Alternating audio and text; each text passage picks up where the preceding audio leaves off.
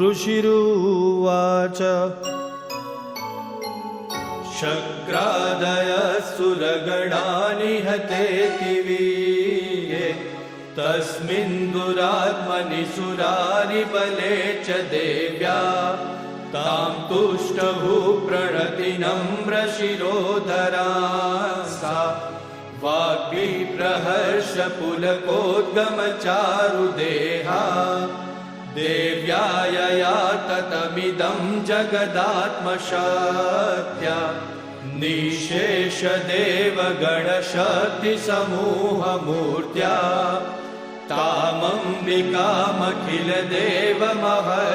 तामम्बिकामखिलदेवमहर्षिपूज्यां भक्त्या नता स्म विदधातु शुभानि सानम्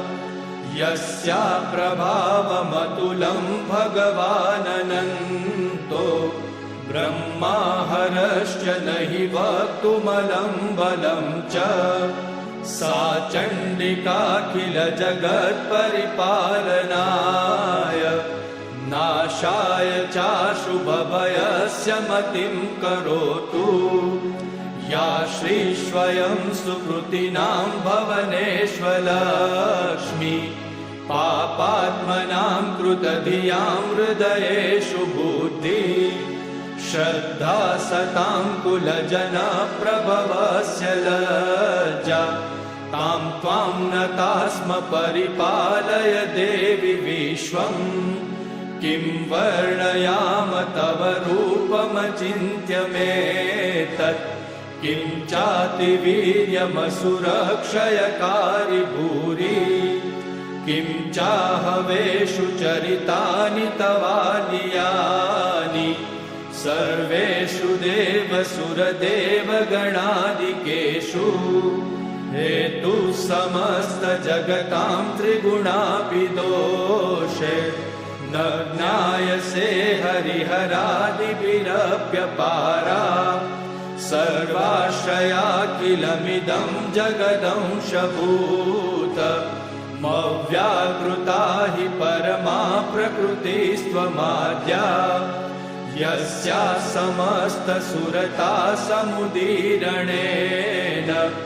तृप्तिं प्रयाति सकलेषु मखेषु देवी स्वाहा शिवै पितृगणस्य च तृप्तिहेतुरुच्चार्यसे त्वमत एव जनैस्वधा च या मुक्तिहेतुरविचिन्त्य महाव्रतात्वमभ्यस्यसे सुनियतेन्द्रियतत्त्वसारै मोक्षार्थिभिर्मुनिभिरस्तसमस्तदोषे विद्यासि सा भगवती परमा हि देवी शब्दात्मिका सुविमलर्यजुषां निधान मुद्गीतरम्यपदपाठवतां च साम्नां देवी त्रयी भगवती भवभावनाय वार्तासि सर्वजगतां परमात्रिहन्त्री मेधासि देवि विदिताखिलशास्त्रसारा दुर्गासि दुर्गभवसागरनौरसङ्गा श्रीकैटभारिहृदयैककृतादिवासा गौरी त्वमेव शशिमौलिकृता प्रतिष्ठा ईषत्सहासममरं परिपूर्णचन्द्र बिम्बानुकारिकनकोत्तमकान्तिकान्तम् अत्यद्भुतं प्ररतुमातरुषा तथापि वक्त्रं विलोक्य सहसा महिषासुरेण दृष्ट्वा तु देवि कुपितं भ्रुकुटीकराल मुद्यच्छ शाङ्कसदशच्छवियन्न सद्य प्राणान् मुमोच महिषस्तदतीव चित्रम् कैर्जीव्यते हि कुपितान्तकदर्शनेन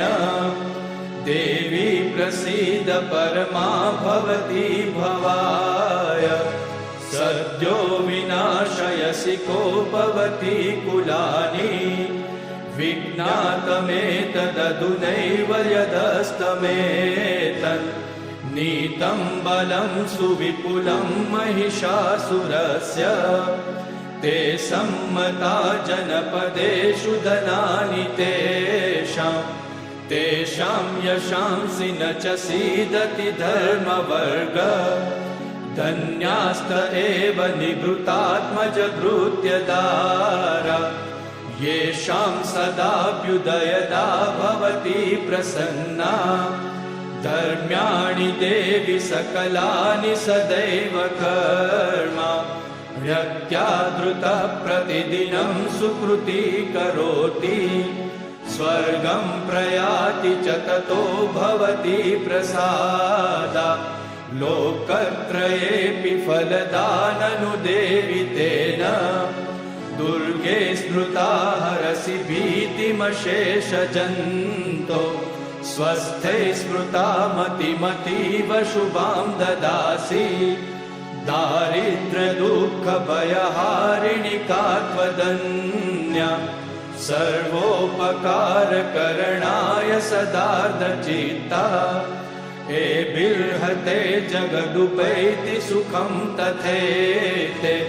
कुर्वन्तु नाम नरकाय चिराय पापम् सङ्ग्राममृत्युमधिगम्य दिवं प्रयान्तु